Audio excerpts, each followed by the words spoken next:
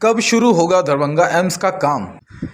जल संसाधन व सूचना जनसंपर्क मंत्री और मुख्यमंत्री नीतीश कुमार के चहेते संजय कुमार झा ने कहा कि दरभंगा में एम्स के निर्माण के लिए बिहार सरकार ने शोभा नेकमी बाईपास के निकट निःशुल्क जमीन दी है। आवंटित भूमि पर केंद्र सरकार से सकारात्मक उत्तर मिलते ही मिट्टी भराई का काम शुरू हो जाएगा। केंद्र और राज्य सरकारों के बीच जमीन को लेकर चल रहे विवाद के कारण दरभंगा एम्स का काम फिलहाल बंद है। पहले इसके लिए डीएमसीएच परिसर में जमीन का आवंटन किया गया था, बाद में बिहार सरकार ने अपना फैसला बदल दिया।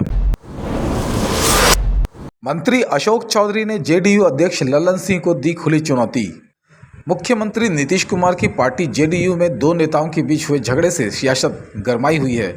यह झगड़ा जेडीयू अध्यक्ष ललन सिंह और मंत्री अशोक चौधरी के बीच हुआ। अब अशोक चौधरी ने ललन सिंह को खुली चुनौती दी है। जेडीयू अध्यक्ष ने मंत्री के बार बार जमुई और शेखपुरा के बरबीघा जाने पर सवाल उठाए थे। अब अशोक चौधरी ललन सिंह को खुली चुनौती देते हुए बरबीघा पहुंच गए और वहां के दो वीडियो भी अपने सोशल मीडिया अकाउंट में शेयर किए। इसमें उन्होंने साफ संकेत दिए हैं कि वे जब तक जिंदा रहेंगे बरबीघा में एक्टिव रहेंगे। इसरो के मिशन से सीखेंगे बिहार के स्कूली बच्चे। भारत को अंतरिक्ष विज्ञान में नई ऊंचाई देने वाला चंद्रयान 3 मिशन अब स्कूली बच्चों को शिक्षा के आकाश में ऊंची उड़ान भरने की प्रेरणा देगा। सीबीएसई और बिहार बोर्ड के सभी स्कूलों में बच्चों को चंद्रयान मिशन के जरिए प्रेरित किया जाएगा।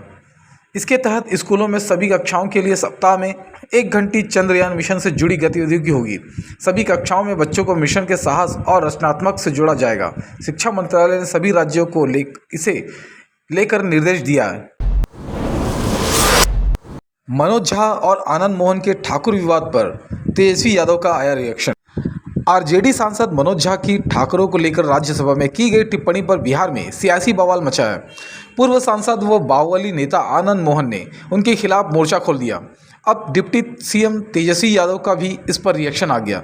दिल्ली में पत्रकारों से बातचीत में तेजस्वी ने इस विवाद के बारे में पूछा गया तो उन्होंने कहा कि पटना जाने दीजिए, फिर सबसे बात करेंगे। डिप्टी सीएम ने अभी तक किसी का पक्ष नहीं लिया, मगर उनके पिता और आरजेडी सुप्रीमो लालू प्रसाद यादव ने आनंद मोहन को आड़े हाथों लेते हुए उन्हें कम अक्ल करार दे दिया था। बिहार में किस सीट से लोकसभा चुनाव लड़ेगी हिंदुस्तान आवाम मोर्चा पार्टी?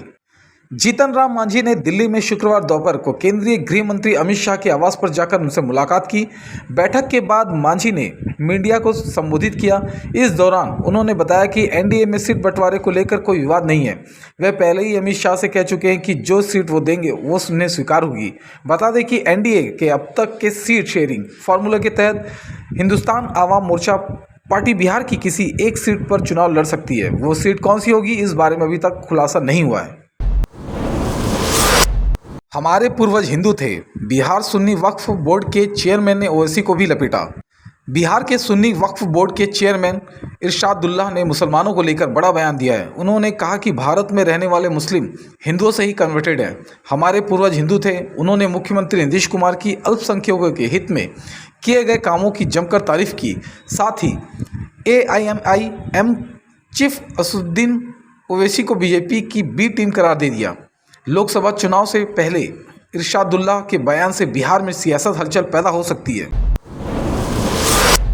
बिहार में SI की 2023 में भर्ती परीक्षा। कर्मचारी चयन आयोग की ओर से दिल्ली पुलिस और सेंट्रल आर्म्ड पुलिस फोर्स में सब इंस्पेक्टर भर्ती परीक्षा 3, 4 व 5 अक्टूबर 2023 को कराई जाएगी।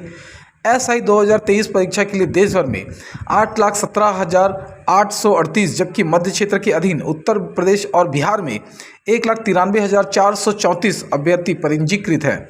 इन अभ्यर्थियों के लिए दोनों राज्यों के 15 शहर में कुल 71 परीक्षा केंद्र बनाए गए हैं। SSC मध्य क्षेत्र के क्षेत्रीय निदेशक राहुल सच्चान ने बताया कि कंप्यूटर आधारित परीक्षा के लिए अभ्यर्थियों के प्रवेश पत्र वेबसाइट पर उपलब्ध हैं। 21,391 सिपाही भर्ती की पहली लिखित परीक्षा कल। सूबे में 21,391 पदों पर सिपाही बहाली को लेकर पहली लिखित परीक्षा 1 अक्टूबर रविवार को होगी। 2 पालियों में होने वाली इस परीक्षा में पहले करीब 6 लाख परीक्षार्थी के शामिल होने की संभावना है। परीक्षा को लेकर गया छोड़कर सूबे के सभी 37 जिलों में 529 परीक्षा केंद्र बनाए गए हैं। केंद्र ने जिलाधिकारियों को सभी 529 परीक्षा केंद्रों पर जैमर लगाने तथा परीक्षा में शामिल होने वाले परीक्षार्थी का बायोमेट्रिक हाजिरी और फोटोग्राफी सुनिश्चित करने का निर्देश दिया है। सभी परीक्षार्थी की अंगुलियों के निशान व फोटो रिकॉर्ड किए जाएंगे ताकि अगले चरणों की परीक्षा में उसका मिलान कर सके। बिहार कृषि विभाग में एटीएम बीटीएम के हजारों पदों पर भर्ती में फर्जी सर्टिफिकेट का खेल। कृषि विभाग में प्रखंड तकनीकी प्रबंधक एवं सहायक तकनीकी प्रबंधक और अकाउंटेंट के पदों पर बहाली में फर्जी दस्तावेज का बड़ा खेल होने की आशंका है। मुजफ्फरपुर में हुई काउंसलिंग के दौरान 4 अभ्यर्थियों के सर्टिफिकेट फर्जी पाए गए थे। इसके बाद 80 अन्य अभ्यर्थियों के प्रमाण पत्रों की जांच संबंधित विश्वविद्यालयों से कराई जा रही है।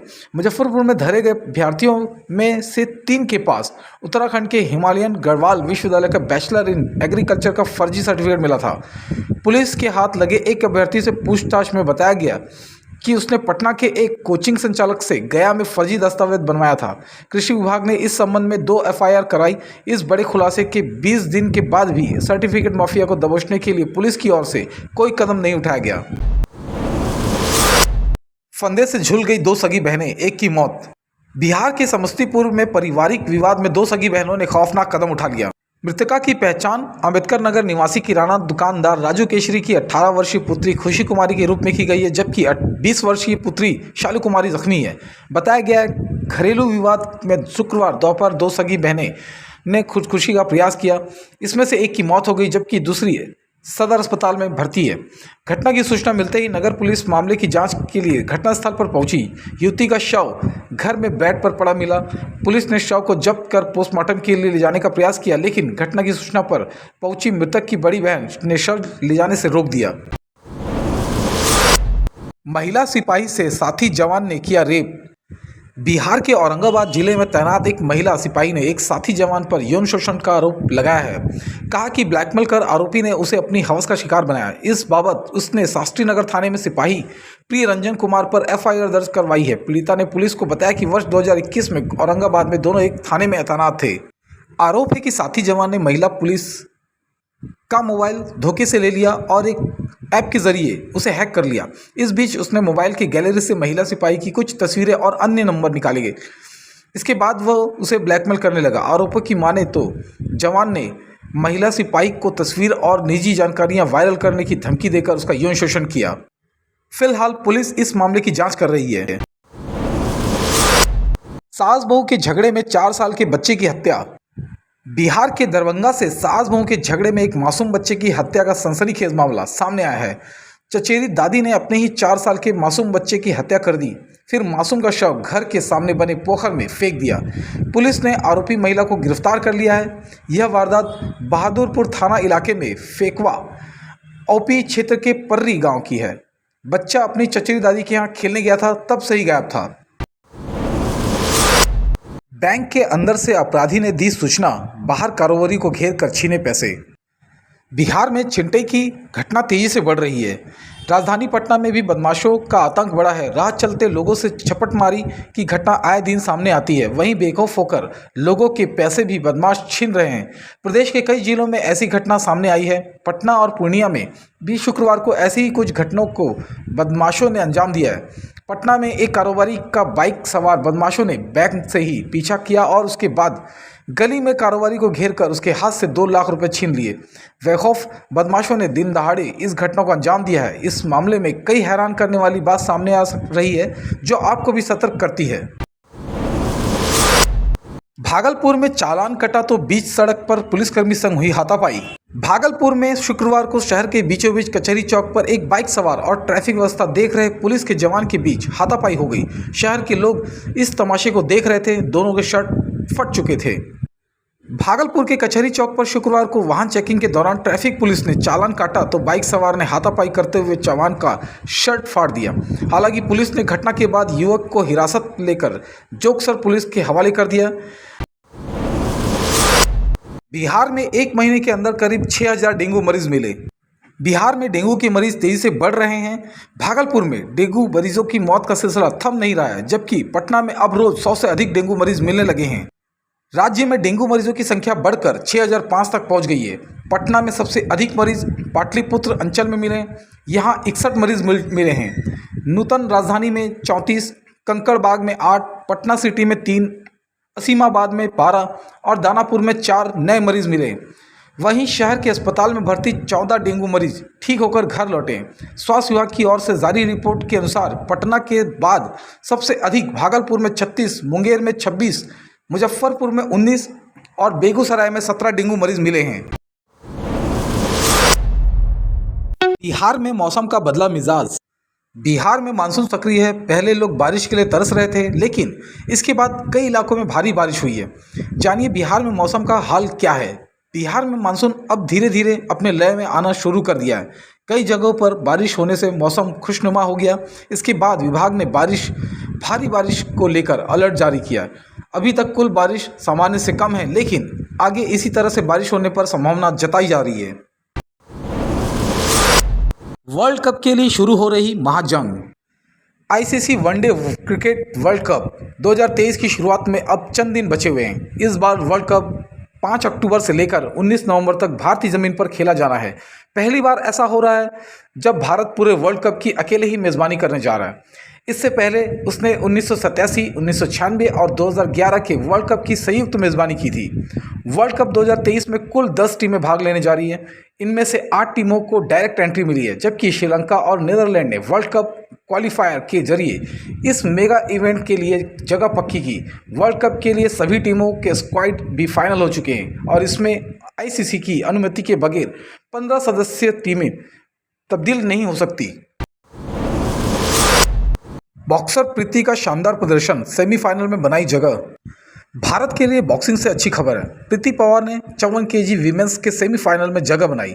उन्होंने क्वार्टर फाइनल में वर्ल्ड चैंपियनशिप की मेडलिस्ट को हराया। प्रीति ने भारत के लिए एक मेडल पक्का कर दिया है। एशियन गेम्स में भारत ने छठे दिन के अंत तक भारत ने कुल 33 मेडल जीते, जिसमें 8 गोल्ड मेडल शामिल हैं। टीम इंडिया को 7वें दिन भी मेडल की उम्मीद है। ऐतिहासिक होगी शाहरुख प्रभास की टक्कर। शाहरुख खान की फिल्म डंकी इस साल क्रिसमस वाले वीकेंड से पहले आ रही है। अब शाहरुख खान से टक्कर लेने प्रभास की अपनी फिल्म में सलार लेकर आ रहे हैं। दोनों ही फिल्म बहुत बड़ी फिल्में हैं और दोनों में काफ़ी कुछ दांव पर लगा हुआ है। राजकुमार हिरानी के साथ शाहरुख की फिल्म डंकी पिछले साल अनाउंस हुई थी, तभी से इसकी रिलीज डेट 22 दिसंबर 2023 तय कर दी गई थी। लेकिन अब इस फिल्म के सामने बॉक्स ऑफिस पर एक बहुत बड़ी फिल्म आने वाली है। प्रभास की सलार जो पहले 28 सितंबर को रिलीज होने वाली थी, अब 22 दिसंबर को आ रही है। शुक्रवार को फिल्म के मेकर्स हुमाले फिल्म्स ने नए पोस्टर के साथ ये रिलीज डेट कंफर्म कर दी है। डंकी और सलार दोनों ही बहुत बड़ी फिल्म है। इनका एक ही दिन रिलीज होना ऑडियंस के लिए तो थिएटर्स में तगड़ी चॉइस लेकर आएगा ही, मगर इस दिन इंडियन बॉक्स ऑफिस की मैक्सिमम लिमिट्स भी तय हो जाएगी। बॉलीवुड हीरोइन परिणीति चोपड़ा की शादी। बॉलीवुड एक्ट्रेस परिणीति चोपड़ा की ड्रीमी वेडिंग पर हर किसी की नज़र थी। 23-24 सितंबर को उदयपुर में ग्रैंड सेलिब्रेशन था, जिसमें परिवार और करीबी दोस्त सभी पहुंचे थे। जन्मों जन्मों के लिए राघव की परिणति हो चुकी है। शादी के 5 दिन बाद एक्ट्रेस ने अपनी इसी ड्रीमी वेडिंग का शानदार और खूबसूरत वीडियो शेयर किया। कुछ ही घंटों में इस वीडियो पर 5 लाख से ज़्यादा व्यूज़ आ चुके हैं। राघव चड्ढा कहते हैं, मैं खुद को खुशनसीब मानता हूं कि तुम मुझे मिली परिणति। तुम्हारी आवाज़ अब मेरी ज़िंदगी का साउंड ट्रैक बन गई है। हमारी ज़िंदगी के लिए शुक्रिया मिसेस चड्ढा। मैं इस दुनिया का सबसे खुशनसीब इंसान खुद को मानता हूं कि तुम मेरी साइड पर हो।